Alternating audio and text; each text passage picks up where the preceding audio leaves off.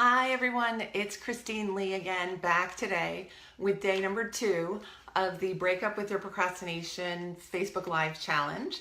Again, I'm Christine Lee. I'm a clinical psychologist in New York, and online I am procrastinationcoach.com. I invite you to look at my website and all of my social media entries. I'm all over the place as Procrastination Coach.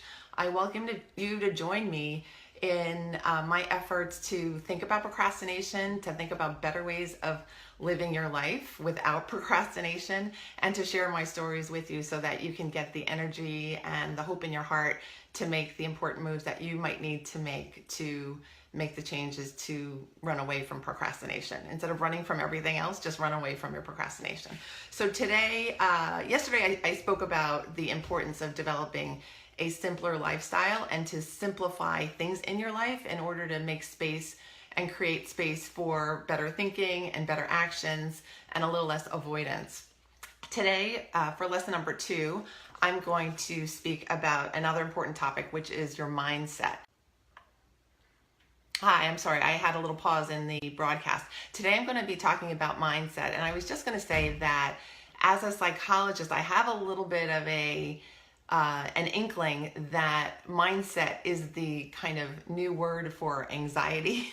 Mindset sounds like a much more positive concept and topic to speak about than anxiety, but really I speak about the two as pretty much interchangeable concepts. And so today I'm going to help you to deal with your anxiety, and of course anxiety and fear and mindset issues are powerful blocks to motivation, to getting things done, to feeling good about yourself, and to having self-confidence. So on with the show. Have you ever asked yourself or told yourself these kinds of questions? I think this is too hard. It's going to be too hard. This work in front of me, it's too hard. I don't think I'm going to be able to do it. I don't know how to do this work. I've never done this before. I don't know how. I'm going to get out of it. It's not going to end well for me, so I don't think I'm going to start. Another thing you might say to yourself is, I've got zero energy right now. You know what? I better wait until I get some rest. Let's wait till tomorrow. It's procrastination time anyway.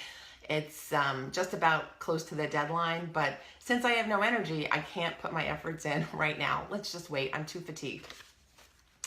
Have you also asked yourself or told yourself that since work is involved and you have a no frustration allowed policy for yourself, that you're just going to have to sit back and relax, because since you don't see yourself as being able to tolerate frustration, you definitely won't be able to do this work.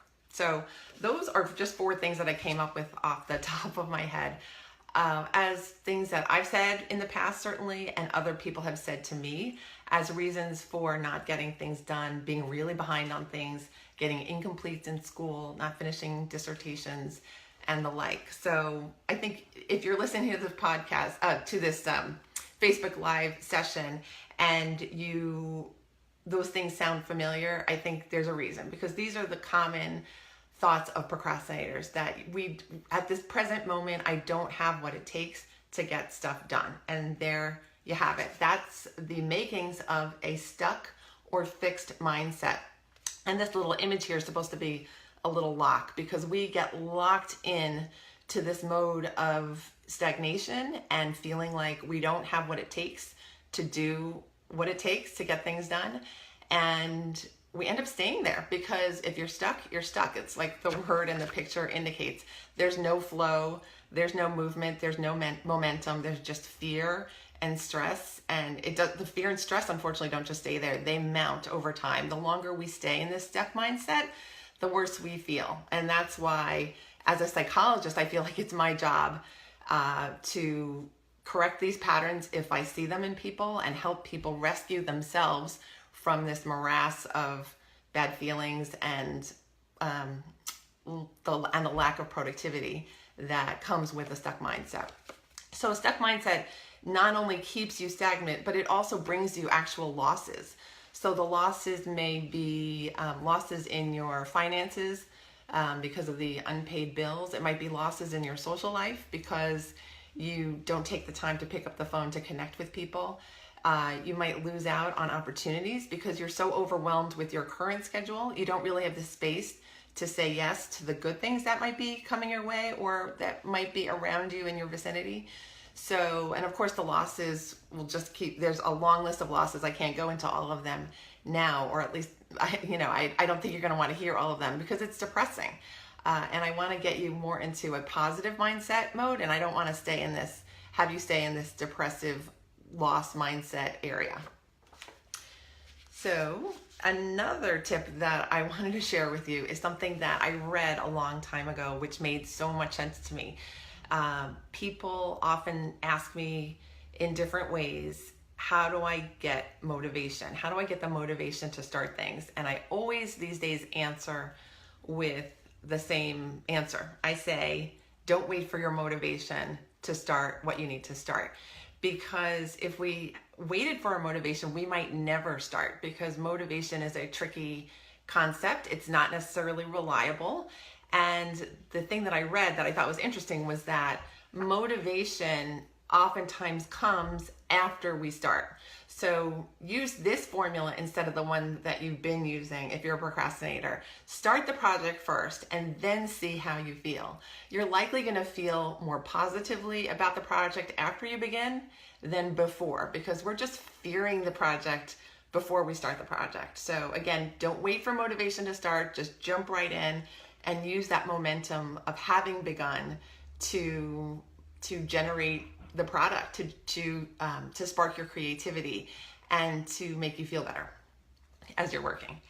And of course, the more we heal from procrastination over time, the better we feel. It's this kind of one-to-one correlation. I feel it's probably not exact, but I do know that the further away you get from this negativity and this delay, the more powerful and energetic and creative you will feel. So my next card is a card about a thought that I had as an explanation, as maybe the main explanation for why we get stuck, why we allow ourselves to stay stuck in that negative mindset. And that is the standard of perfection. I don't know if you can see this because I'm experimenting with modern calligraphy handwriting, which is a little funky in the first place, but this word says perfection. And I think the people in my practice as a psychologist that I've seen who might be the most stuck are the perfectionists. And I can't say I myself have been a perfectionist, because I tend to make mistakes left and right, really unintentionally, but I'm certainly not a perfect person. But people who aim for perfection in their lives really struggle internally, I feel, because they are always looking for that next high, that next perfect ranking. And so there's really never a feeling of satisfaction, I think, because there's always this underlying fear that the next thing is not going to turn out perfectly. So if you happen to be struggling with a piece of perfectionism, or you tend to be a perfectionist, take a look at your patterns and see, are they really bringing you the gratification that you're seeking and that you're craving? I think you might end up feeling better if you lowered your standards a bit, not to the ground certainly, but lowered them enough, maybe 5 or 10%, so that you can get your projects done, not waste time perfecting everything, and then enjoy the rest of your time. Create some spare time in your life instead of just agonizing over every little detail. That might help you to, again, shake up your mindset and move a little more smoothly into the future. So now I'm experimenting with drawing. Don't make yourself a pretzel from perfectionism. I think perfectionists sometimes will bend over backwards, bending themselves into twisting themselves into a pretzel formation. They may break their own promises to themselves. Oh, I can take on this extra project. I can do that for you. I can say yes again. So just when you're about to say something that in your gut you know is not good for you, just remember I held up this little weird drawing of a pretzel, and stop yourself. Just say, I need another 10 minutes to think about it. And then after those 10 minutes, go back and say, no, I can't do it right now. It's okay. You can make this change. I trust you. Okay. And now I think I'm going to go to the end part of this broadcast. And I thought I wanted to share with you 4 ideas that I've learned in my practice of seeing clients who are anxious and procrastinating and might just be stuck. It might not even be that they're procrastinating, but they are sad or things aren't going well. But I think these ideas tend to help everyone, and they help me when I think of them for myself. So number 1 is that everything in life is transient, and this is such an important concept, and it's a difficult one in some ways to accept because time is flying by, and sometimes it's really hard for us to believe that or to accept that or to come to terms with that.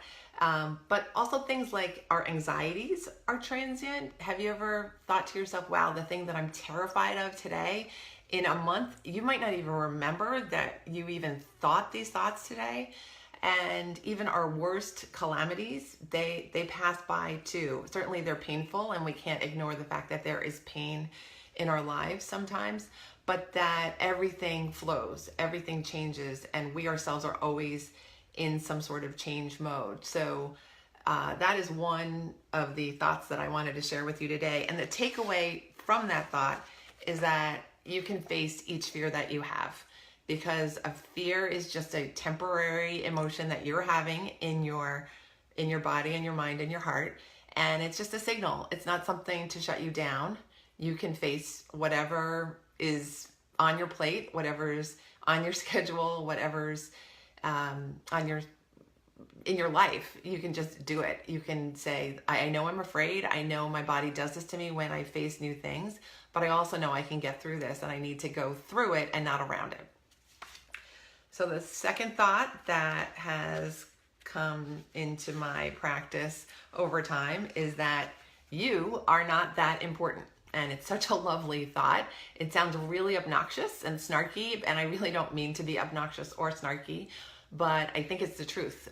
If you are thinking you hold the world on your shoulders, you may be feeling that way, but you don't actually hold the world on your shoulders. And I think it's time to step off that stress pedestal and figure out why you're needing to feel that way every day and burden yourself with that kind of stress, because that kind of stress definitely interferes with good functioning, good thinking, good sleep, and good relationships, I think.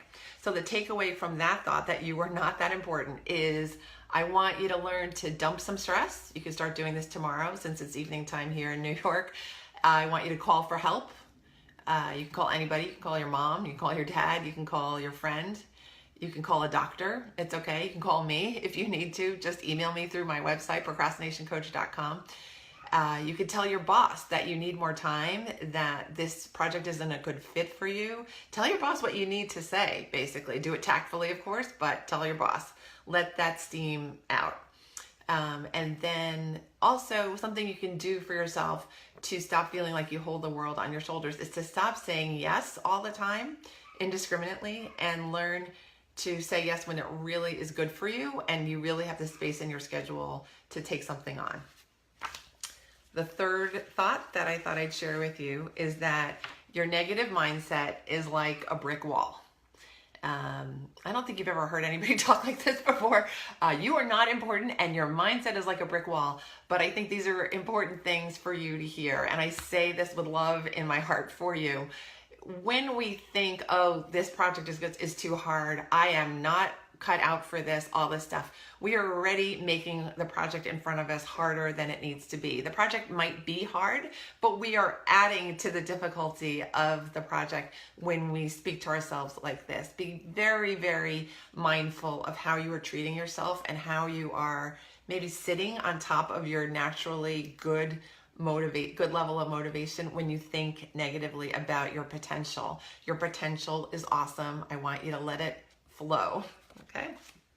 So the takeaway of the brick wall thought that your negative mindset is like a brick wall is that you can change your mindset and your inner monologue to read more positively, or at least neutrally. This is my random signal for a neutral mindset, that it's any thought that might not be categorized as a negative thought about your opportunities and your probabilities and your possibilities. So if you can't be like, wow, I'm a go-getter, I can do this, I want you to say, oh, I've done this before. There's a reasonable chance that I will succeed. That's kind of a neutral tone that you can change from the, oh my God, this is never going to happen kind of approach, which is something that I used to say all the time. I'm going to fail, I'm going to fail, I'm going to fail. That was me a long time ago.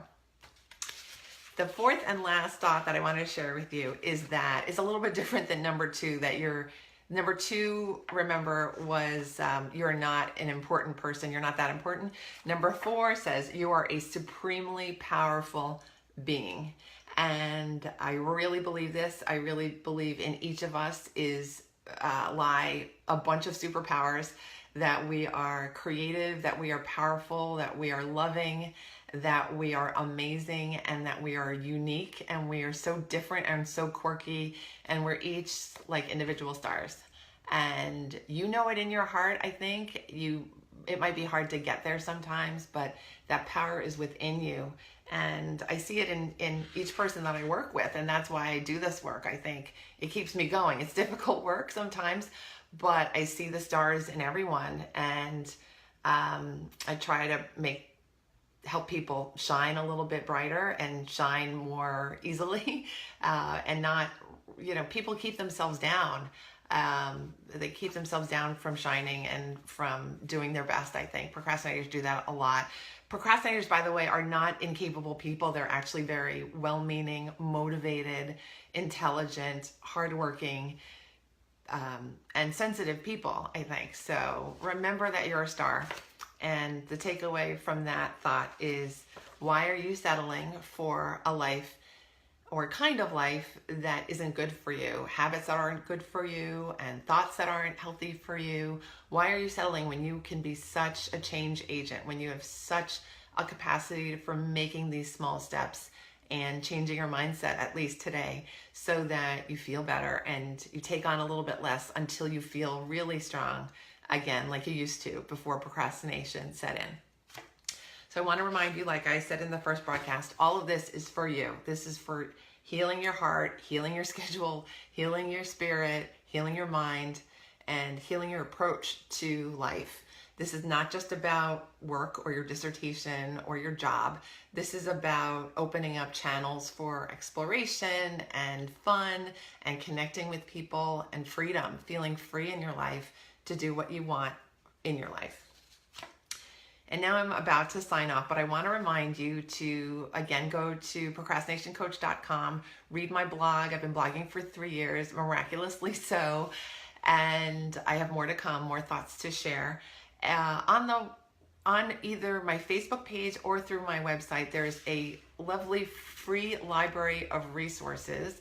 It currently has 13 free downloadable resources that you can use to just play around and get yourself unstuck. So it's not just mindset, it's also actual work that helps us move out of procrastination. So get your free library of resources. It's really chock full of good things by signing up for my blog or signing up for my site. Another way to stay connected with me, again, there's a library, but you could also join my Facebook group. It's called the Procrastination Coach Facebook group. I've had a lovely uptick in members since my Facebook Live debut yesterday, and I want to invite more people. I'm really excited to meet everyone and to help you on your way, of course. So I'll see you tomorrow for the third broadcast. I will be on at 9 a.m. Topic is to be decided, but it's going to be a good one. Thank you for joining me today. Take care. Good luck. Bye-bye.